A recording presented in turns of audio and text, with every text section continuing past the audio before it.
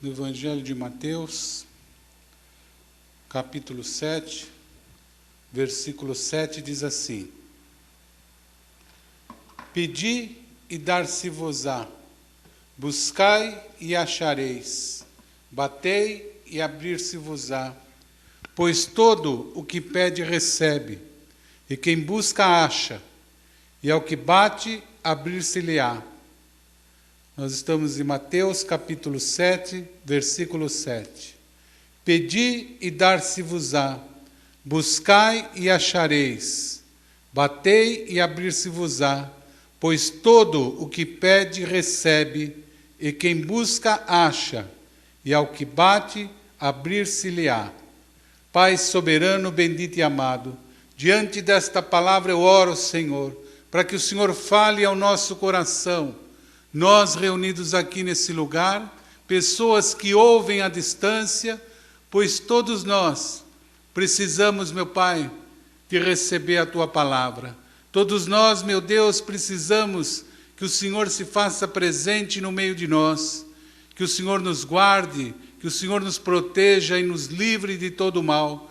Por isso, meu Pai, nós confiamos na Tua palavra, aonde o próprio Jesus diz que pedindo nos será dado, que se nós buscarmos, nós iremos encontrar, pois o que pede, recebe. E é por isso que nesse momento eu te peço, em nome do Senhor Jesus, que o Senhor venha atender cada coração, cada necessidade, cada pessoa que ouvir esta palavra, para que a Tua palavra se cumpra, meu Deus, e nós possamos dar graças, possamos, meu Pai, render graças com alegria ao Teu nome, e que o Teu nome seja exaltado através da vida de cada um de nós. Por isso, meu Pai, envia agora do Teu poder e fala ao nosso coração, e para que assim seja, que eu diminua e que o Senhor cresça, e que esta palavra vá e produza frutos para o qual está sendo enviada, no nome santo de Jesus. Amém. O Senhor Jesus, Ele começa esse capítulo de Mateus, capítulo 7, dizendo que nós não devemos somente julgar, apontar erros, reparar nos irmãos. E ele também diz que nós não devemos dar aos cães as coisas santas. Nós devemos saber que Deus, Ele é o soberano, Ele é o Criador de todas as coisas, e Ele é o Deus que age pela bondade. Muitas vezes nós queremos limitar o poder de Deus pelo desejo do nosso coração, ou nós queremos atribuir a pessoas valores, defeitos, que eles muitas vezes nem conhecem. Porque o nosso olhar é precipitado, um olhar de julgamento, um olhar que não é condizente com aquilo que Deus requer de nós. E ele diz que nós temos que tomar cuidado, porque na medida com que nós tivermos medido, também irão medir a nós. E ele diz que Deus, Ele é um Deus de amor, que o Pai é bom, então tudo aquilo que você pedir, Ele vai conceder. Aquilo que você busca, aquilo que você deseja na tua vida, você vai encontrar. Mesmo que aquela porta pareça que ela é extremamente difícil, é um ferrolho de bronze, uma porta que parece que nunca vai ser aberta, mas Jesus disse que se você bater, essa porta vai abrir. E ele conclui ele dizendo, porque quando você pede, você vai receber. Porque ao que bate, vai se abrir. Tudo isso ele fala para que a nossa fé seja encorajada, e que os momentos de dificuldade, momentos que a vida traz no dia a dia, ainda que pessoas, num julgamento errado, venham apontar o dedo para nós, nós não sejamos influenciados. Porque quando nós somos jovens, adolescentes e ainda moços, nós costumamos dar muita atenção para aquilo que os outros pensam de nós. Então o jovem procura andar com a roupa de grife, bem apresentado, na medida daquilo que ele pode, porque ele sabe que as pessoas vão julgá-lo segundo a aparência. Ele sabe que muitas vezes as pessoas, antes de conhecer, já vão fazer um juízo, porque assim é o ser humano. Nós olhamos a aparência, olhamos as coisas e precipitadamente damos uma opinião. E Deus está dizendo que nós não devemos agir assim. Nós devemos deixar tudo aquilo que se refere a comportamento, a justiça nas mãos dele, porque ele é o Deus que conhece a integridade de cada pessoa. Que nós devemos é ter certeza de que aquilo que nós necessitamos, ela está nas mãos de Deus e ele vai conceder. Isso acaba com toda a inveja, com toda a luta, porque você sabe que você tem o seu quinhão lá na mão de Deus. Você sabe que aquilo que é teu, ninguém vai poder tocar e nem tirar de você. Deus tem algo para a tua vida, se você crê. Deus tem um plano, tem um projeto. Essa aliança que ele fez no Novo Testamento, aonde Jesus disse, tudo está preparado. Deus já preparou para cada um que crê a sua porção. Confia, entrega o caminho que ele vai fazer. O inimigo, ele coloca dúvida. Muitas vezes ele usa pessoas que vão julgar segundo a tua aparência, segundo a tua necessidade, e eles vão apontar dizendo, onde está Deus? Você crê no Deus de milagres? Creio, mas você está doente.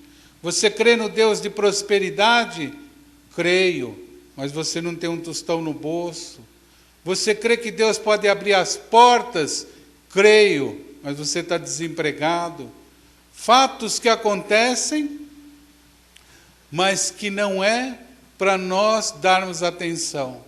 Porque quando você não olha para o problema em si, você conhece o problema, você não abafa, tentando jogar como se ele não existisse, como diz no popular, para debaixo do tapete, mas você enfrenta com coragem, com ousadia, e você alimenta a tua alma, o teu espírito, alimenta o teu ídio, o teu psique, com as palavras de Deus. Então, diante do problema, você diz, não, mas eu vou perseverar, eu vou insistir, porque Deus tem uma promessa, ele diz que se eu bater, vai abrir, que se eu pedir, a cura vai vir, porque ele garantiu, e ele não pode mentir, que o que pede, recebe. E Jesus, para confirmar isso, ele fala no verso 9, ou qual dentre vós é o homem, que o seu filho lhe pedir pão, lhe dará uma pedra? Ou se lhe pedir peixe, lhe dará uma serpente? Se vós, pois, sendo maus, sabeis dar boas dádivas aos vossos filhos, quanto mais o vosso Pai, que está nos céus, dará boas coisas aos que o pedirem. Ele está comparando, ele diz, olha, você que é pai, você que é mãe, você que tem esse amor pelo seu filho, quando ele pede algo, você procura agradar, procura dar, você procura ajudar, porque isso faz bem para você. Você sente prazer, você sente alegria em ter comunhão com um filho. E vocês não têm esse coração perfeito, porque vocês querem muitas vezes julgam de uma maneira errada, de uma maneira pesada, pejorativa. Vocês querem medir, vocês querem tomar tantos situações de problemas na mão, como se vocês fossem deuses, e Deus está dizendo, o comportamento do homem, ele é um comportamento de pessoas más, mas ele diz, mas vocês sendo maus, mesmo assim vocês vão dar boas dádivas aos filhos. Quanto mais o vosso Pai que está nos céus dará boas coisas a os que o pedirem. Quer dizer, quando você tem essa certeza no teu coração que esse Deus é Pai, e é por isso que Jesus compara aqui a figura do Pai que vai estender a mão ao Filho, para que você entenda que Ele quer estender as mãos sobre a tua vida. E Ele diz assim, o que Deus pode dar? Porque pessoas limitam, dizendo, Deus pode dar saúde, Ele pode dar vestimenta, Ele pode dar uma moradia, porque a palavra diz que estas coisas são promessas de Deus. Mas aqui quando você pega essa palavra que Jesus deixou, ele diz, ele dará boas coisas aos que o pedirem. O que ele vai dar? Coisas boas. O que é bom para a tua vida? É isso que Deus quer. O que seja bom para você. Agora, talvez você não tenha o discernimento, e Jesus disse, pedi e não recebeis, porque pedis mal. Quando você pede mal, o Deus que é Pai, o Deus que é amor, Ele não vai dar. É a mesma coisa a criança que tem, um menino 10 anos, ele pede para o pai, eu quero ganhar uma mini moto, quero que o senhor me dê isso de presente. Se o pai não tiver um terreno, uma chácara, algum lugar para aquele menino andar, e ele for andar nas ruas, provavelmente ele vai sofrer um acidente. O pai vai dizer, não, eu não posso te dar ainda. Por quê? Você ainda não está preparado para isso. Quando você for mais crescido, estiver formado, você vai receber. E assim é Deus. Ele não vai dar nada que vai comprometer a tua vida. E às vezes as coisas que aparentemente se fecharam, é para que você aprenda, para que Deus possa tratar o teu coração e você glorificar o nome dele lá na frente. Mas tudo o que acontece não é a força do acaso, não é a sorte, é a mão de Deus. Às vezes nós fazemos um projeto e Deus coloca situações que Ele muda. Por quê? Por livramento, porque algo poderia acontecer, talvez porque fosse uma condição melhor. O que nós temos que fazer?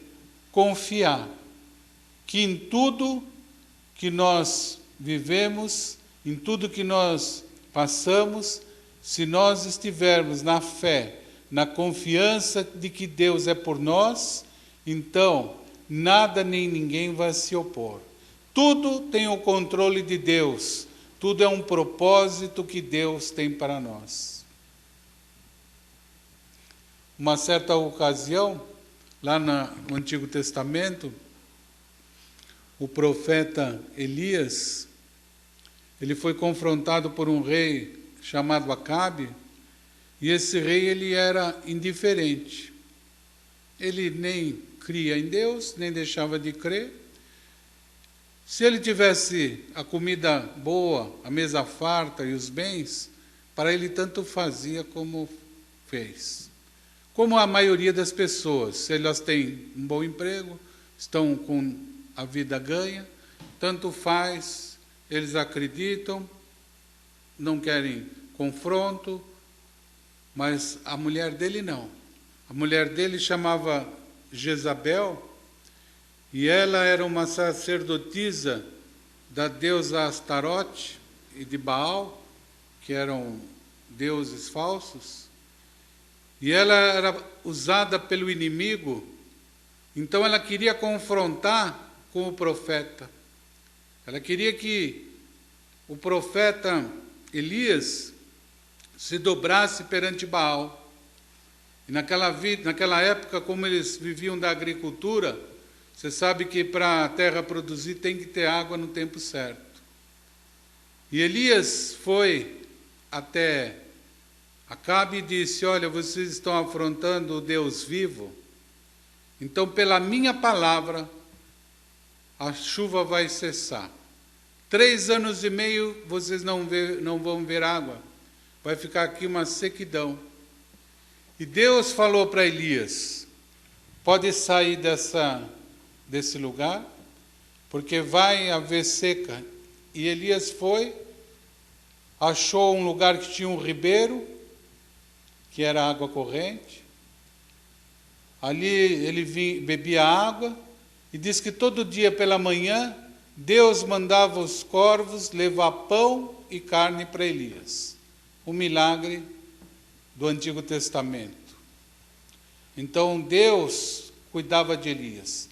A fome era geral em Israel, mas o homem de Deus, toda manhã, o corvo levava a porção de carne, levava o pão, ele comia aquele maquiburgue de Deus, tomava aquela água lá do ribeiro, até que um momento, como não tinha mais chuva, o ribeiro secou. E Deus falou: agora você vai sair daí e vai para a terra de Sarepta, que eu vou mandar uma viúva te alimentar. Alguns crentes diriam: mas as coisas de Deus, elas, quando Deus dá, nunca acaba, nunca vai terminar, os dons de Deus são irrevogáveis. Mas o ribeiro era de Deus. A água que Elias estava bebendo fazia parte do projeto de Deus, porque Deus enviava também um alimento. Mas chegou um tempo que Deus disse: você pediu para não chover, segundo a tua palavra eu honrei, agora não tem chuva, o ribeiro vai secar. E secou. Era o tempo de Elias tomar atitude. E às vezes na vida do crente acontece a mesma coisa.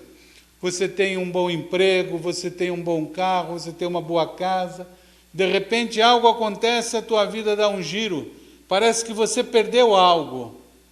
E alguns vão dizer: não, mas é o diabo que tirou.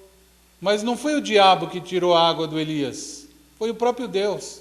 O Deus que mandava o corvo, o Deus que toma conta de tudo, ele mandou secar o ribeiro para que Elias tomasse uma atitude.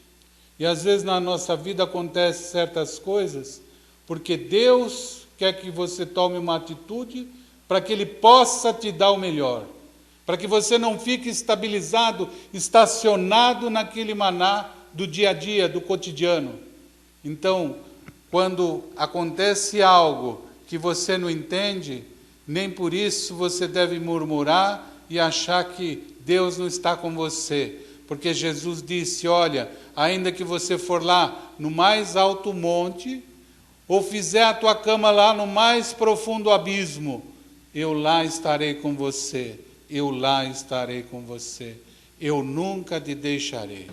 E Ele está aqui no meio de nós, olhando para cada um de nós, porque Ele sabe a nossa necessidade, e Ele está dizendo que tudo aquilo que nós pedirmos, crendo que recebemos, nós iremos receber.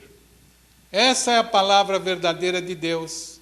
Não é a troca, não é o merecimento, não é o sacrifício como era lá no Antigo Testamento, porque o sacrifício foi feito por Jesus na cruz. É isso que é graça. Ele fez o sacrifício por nós, porque a palavra dele diz que Ele pagou o preço no nosso lugar.